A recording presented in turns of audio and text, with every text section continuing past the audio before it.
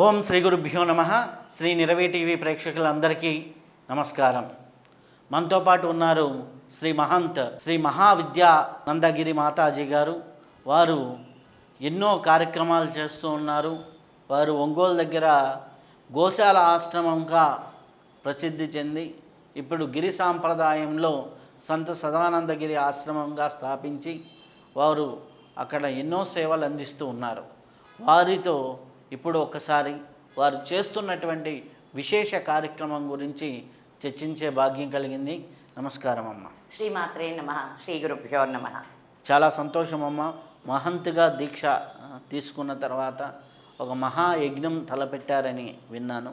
అలాగే ఆ మహాయజ్ఞం ఏంటి, దాని విశేషాలు ఏంటి, అది ఎప్పుడు జరుగుతుంది, ఎలా జరుగుతుంది, దాంట్లో పార్టిసిపేట్ చేస్తే వచ్చే ప్రయోజనం ఏంటి, అది ఎన్ని రోజులు, ఎక్కడ ప్లేస్లో జరుగుతుంది అనే విశేషాలను మాకు తెలియపరచండి. శ్రీ గురుభ్యో నమః. నా గురుదేవులు సదానందగిరి బాబా వారికి, శ్రీ రాజేంద్రగిరి మహారాజు వారి పాదపద్మాలకి నమస్కరిస్తున్నాను. మహంత్ అంటేనే ఒక మఠాన్ని నిర్మించి ఆ మఠంలో ఎన్నో ధర్మకార్యాలు, యజ్ఞాలు, సేవలు అందించి ఉండే బాధ్యతే మహంత్గా ఇస్తారన్నమాట.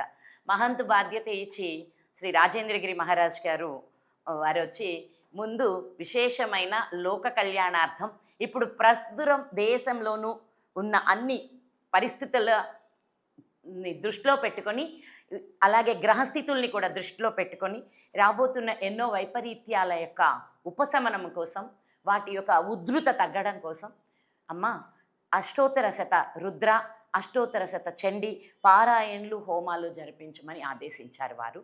అయితే మీకు అందరికీ తెలిసిందేంటే ప్రతి నెల మన ఆశ్రమంలో రుద్రహోమం, చండీ హోమం జరిపిస్తూనే ఉన్నాం. కానీ ఒక్కరోజు ప్రతి నెల చతుర్దశి రోజు అంటే అమావాస్య ముందు రోజు ఒక్కరోజే ఏకరుద్రం, ఈ ఏకచండీ ఒక్కటే చండీ జరుగుతుంది.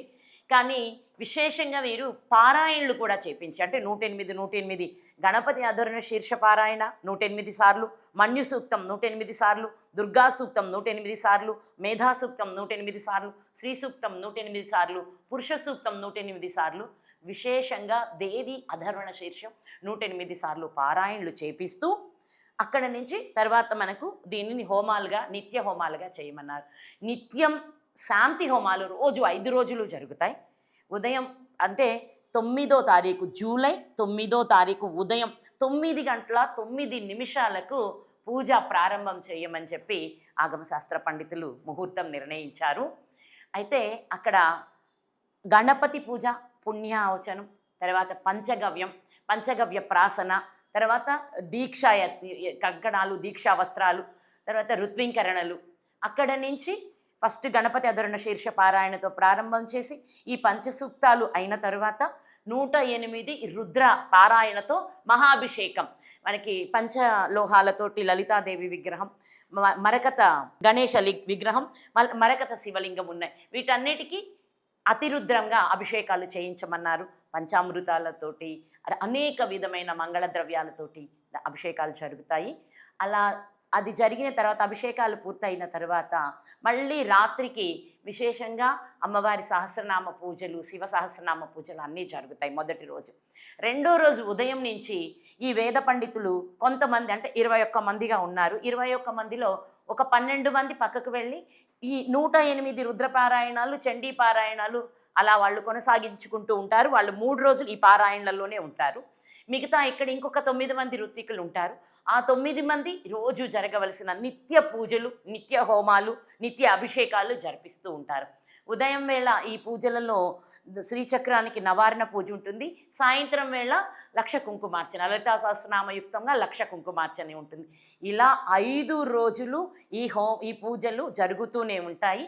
మనకు జూలై 13వ తారీఖు ఉదయం 6 గంటల నుంచి రుద్రహోమము, చండీ హోమము, అంటే ఏకాదశ రుద్రహోమము, ఏకాదశ చండీ హోమము, అలాగే మిగతా అన్ని హోమాలు పూర్తవుతాయి.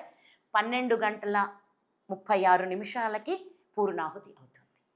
ఈ పూర్ణాహుతి తర్వాత మహానివేదనలు, మహామంగళహారతులు, మంత్రపుష్పాలు, ఆ తర్వాత వేద ఆశీర్వచనంతో మనం సంకల్పించిన ఈ మహాయజ్ఞం పూర్తవుతుంది.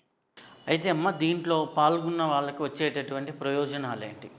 ప్రతి ఒక్కరికి వాళ్ళ కష్టాలు తొలగడం, గ్రహదోషాలు తొలగడం, గ్రహాల యొక్క పరిపూర్ణ అనుకూల్యత అనుగ్రహం లభించటం, అలాగే దైవానుగ్రహం తప్పకుండా లభిస్తుంది. వాళ్ళ మనోవాంఛలు ఇప్పుడు ఎవరు ఏది కోరుకొని ఆ హోమానికి వస్తారో అది వాళ్ళందరూ తప్పకుండా నెరవేరుతాయి. ఇప్పుడు సంతానం కావాలి, సంతానం పొందుతారు.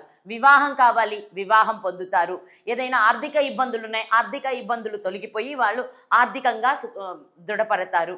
ఇలా అన్ని రకాల మనోవాంఛలు నెరవేరటానికి ఈ మహాయజ్ఞాన్ని పెట్టాం. అలాగే అందరికీ ఎవరికి వాళ్ళకి స్వతగా ఆత్మ కళ్యాణము వనగూరుతుంది, అలాగే లోక కళ్యాణం జరుగుతుంది.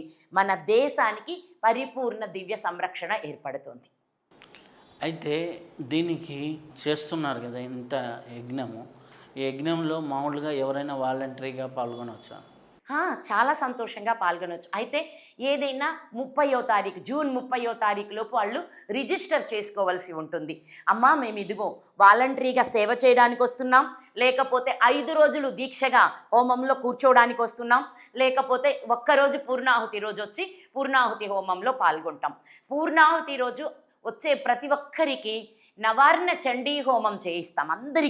అందరికీ అవకాశం కల్పిస్తాం. పూర్ణాహుతి రోజు ఎంతమంది వస్తారో వాళ్ళందరూ మనకి ముందుగానే తెలియచేస్తే వాళ్ళందరికీ కూర్చోబెట్టి ముందుగానే తెలియచేయాలి. ఎందుకంటే మనిషి ఒక హోమగుండానికి వచ్చి 4 దంపతుల్ని కూర్చోబెట్టగలను, అంతకంటే ఎక్కువ కూర్చోలేరు. కనుక ఎంతమంది వస్తే అన్ని హోమగుండాలని నేర్పరచాలి కదా.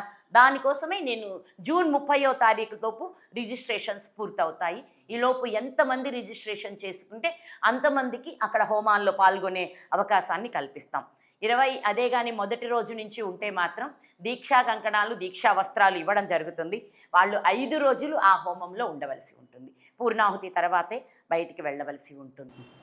అయితే అమ్మా దీనికి ఇప్పుడు మామూలుగా ఎవరైనా ఆర్థికంగా చేయాలనుకున్నా, ఎవరైనా ఏదైనా ఇది చూసిన వాళ్ళు వాళ్ళ సహకారం అందించాలంటే ఎట్లా?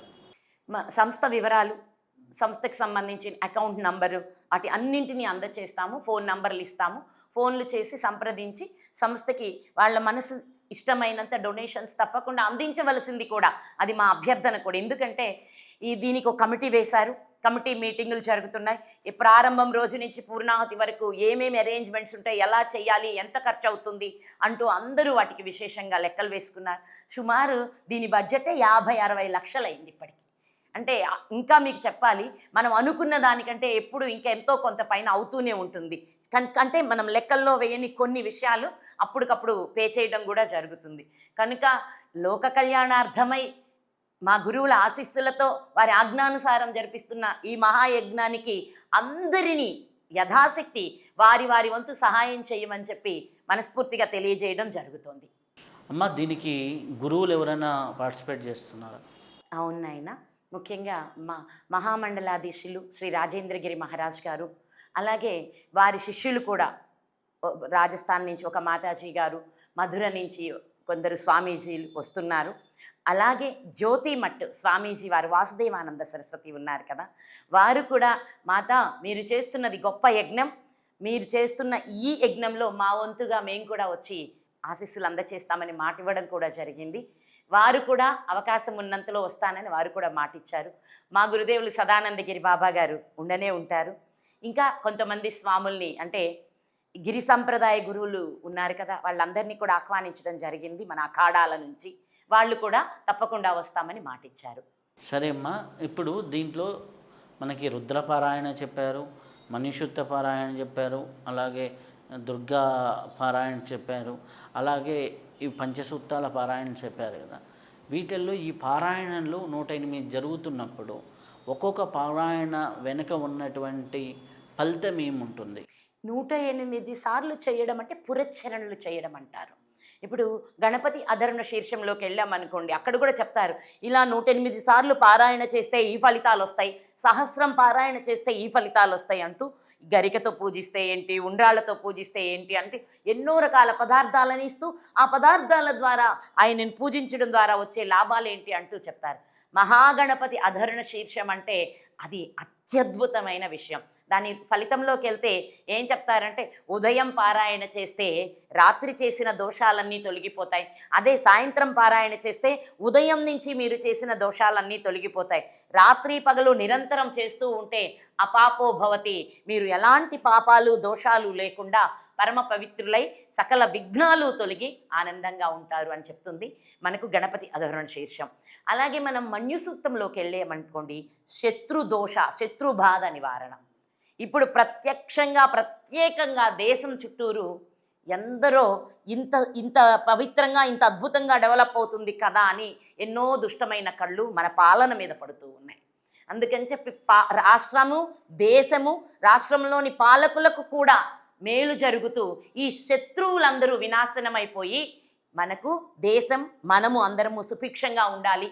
అందరూ ఇంకొకటి, మన్యు సూక్తం పారాయణ అలా 108 సార్లు పారాయణ చేయడం అంటే మనిషిలో ధైర్యం పెళ్ళుబుకుతుంది, ఎంతో ధైర్యం వస్తుంది.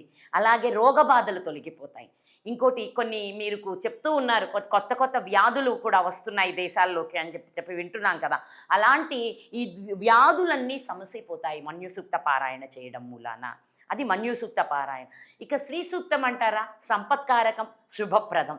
దుర్గాదేవి గురించి మీకు నేను చెప్పేదేముంది, అమ్మని దుర్గాన్ని తలిస్తేనే దుర్గమంగా, అంటే ఒక కట్టడమైన దృఢమైన దుర్గంలో మనం ఎలా ఉంటామో రక్షణగా దుర్గా సూక్త పారాయణ చేస్తే మన చుట్టూరు ఒక వలయం ఏర్పడి, రక్షణ వలయం ఏర్పడి శత్రుబాధల నుంచి, సకల దుష్ట శక్తుల నుంచి మనము, మన దేశం కూడా రక్షించబడుతూ ఉంటుంది. అలాగే మేధా సూక్తం, మేధస్సు అభివృద్ధి చెందుతూ విద్యార్థులందరూ ఏది మంచి ఏది కాదు అని వాళ్ళకి అవగతమయ్యే ఒక ఉద్దీపనం జరుగుతుంది మేధాసూక్తం ద్వారా. అది విద్యార్థులకే కాదు, మన అందరిలో కూడా జరగాలి. మనందరం కూడా ఏది చేస్తే మన అందరం సుఖంగా ఉంటాము, ఏది చేస్తే మన దేశం, మన ఇల్లు, మన రాష్ట్రం సుభిక్షంగా ఉంటుంది అనే నిశిత బుద్ధి మనలో పెంపొందేలా మేధాసూక్తం పారాయణ చేస్తాం. ఇక దేవీ సూక్తం మించినది ఈ సృష్టిలో లేదు. సాక్షాత్తు దేవతలందరి అమ్మవారిని తెలుసుకోలేక, అమ్మాయి ఎవరు తల్లి నువ్వు అంటే, ఈ జగత్తుకి ఆధారమే నేను, కనిపించని అంతా నేనే, ఈ జగత్తుకు మూలం నేనే, నా కనుసన్నల్లోనే ఈ జగత్తంతా నడుస్తుంది. వాన పడినా, ఏది గాలి వీచినా, భూమండలం మీద ఈ సస్యాలన్నీ సుభిక్షంగా పెరుగుతున్నా, పంచతత్వాలలో ఏ అభివృద్ధి ఉన్నా, 3,000,000 దేవతలు అందరూ కూడా నా ద్వారానే, నా శక్తితోనే పనిచేస్తున్నారు అని చెప్పి అమ్మవారే ఆ సూక్తంలో దేవతలందరికీ చెప్పడం జరుగుతుంది. అలాంటి అఖండ శక్తిమైన ఆ దేవి అధర్వణ శీర్ష పారాయణ ద్వారా సకాలంలో వర్షాలు పడతాయి, అందరికీ పాడి పంట అంతా అభివృద్ధి చెందుతుంది, అందరూ ఆయురారోగ్యాలతో సంపదలు కలిగి ఆనందంగా ఉంటారు. ఇక రుద్రపారాయణ, చండీ పారాయణ విశిష్టతలు మన అందరికీ తెలిసిన విషయాలే. కలో చండీ వినాయక, కలియుగంలో చండీ మాతని, వినాయకుడిని ఆరాధించడం ద్వారా బాధల నుంచి ఉపశమనం లభిస్తుంది, కలి మనల్ని ఏమీ చెయ్యలేడు, మనం అభివృద్ధి చెందుతాము అంటూ మన పూర్వీకులు మనకి తెలియజేయడం జరిగింది. ఒక్కొక్క దానిలో, ప్రతి దానిలో విశిష్టత ఉంది. ఆ విశిష్టమైన ఫలితాలు ప్రతి ఒక్కరూ పొందాలని, ప్రతి ఒక్కరూ ఈ యజ్ఞంలో పాల్గొనాలని నేను మనస్ఫూర్తిగా కోరుకుంటున్నాను. చాలా చాలా సంతోషం అమ్మ. చాలా అద్భుతమైన యజ్ఞాన్ని తలపెట్టినందుకు. ఎందుకంటే ఇది ఆర్థికంగాను, ఫైనాన్షియల్గాను ఒక పక్క, ఇంకో పక్క సమయము, ఇంకో పక్క జనంతోనూ, వీళ్ళందరితోనూ పరివారంతో కూడుకున్న విషయం. అంతమందితో తలంచి ఇది చేయటం అనేది చాలా గొప్ప విషయం. చాలా సంతోషం అమ్మ. మీరు కూడా ఈ యొక్క కార్యక్రమంలో పాల్గొనాలనుకున్న వాళ్ళు తప్పకుండా మీరు అక్కడ రిజిస్ట్రేషన్ చేసుకోండి. అలాగే ఎందుకంటే ఒక అద్భుతమైన కార్యక్రమంలో మనం పాల్గొనే అవకాశం రావటం, లోక కళ్యాణ కార్యక్రమంలో పాల్గొనే అవకాశం రావటం మన అదృష్టం. అలాగే ఈ కార్యక్రమానికి సమయదానం, ఎవరైనా సరే వాలంటరీలుగా ఎవరైతే ఉంటారో వారు సమయదానం ఇచ్చేవారు ఇవ్వండి. అలాగే ఆర్థికంగా హితోధికంగా సహాయం చేసేవారు అలా చేయండి. అలాగే ఈ విషయాన్ని 10 మందికి షేర్ చేయండి. ఎందుకంటే ఎవరికి ఇంట్రెస్ట్ ఉంటుందో, ఎవరి జీవితంలో ఏది అవసరమవుతుందో, కాబట్టి ఇలాంటి ఒక యజ్ఞం జరుగుతుంది అనే విషయాన్ని 10 మందికి తెలియజేస్తూ 10 మందికి అందజేయండి. అలాగే ఈ యొక్క కార్యక్రమంలో వాలంటరీగా పాల్గొని శ్రమదానం కూడా చేసుకుంటూ శ్రమపరంగాను, సమయపరంగాను, అలాగే ఆర్థికంగాను ఎవరికి ఏది వీలైతే వారు ఆ యొక్క యజ్ఞంలో మనం కూడా ఒక సమిధలాగా సమర్పణ చేసుకుంటే ఆ ఫలితంలో మనకు కూడా భాగం అవుతుంది. కాబట్టి ఇటువంటి లోక కళ్యాణ యజ్ఞాల్లో అందరూ పాల్గొనాలి, అందరూ ఆ యొక్క ఫలితాన్ని పొందాలి. అలాగే మన సనాతన ధర్మాన్ని అందరిలోకి తీసుకెళ్ళి అందరి జీవితాలను మార్చాలి. శుభం భూయాత్, సర్వే జనా సుఖినో భవంతు.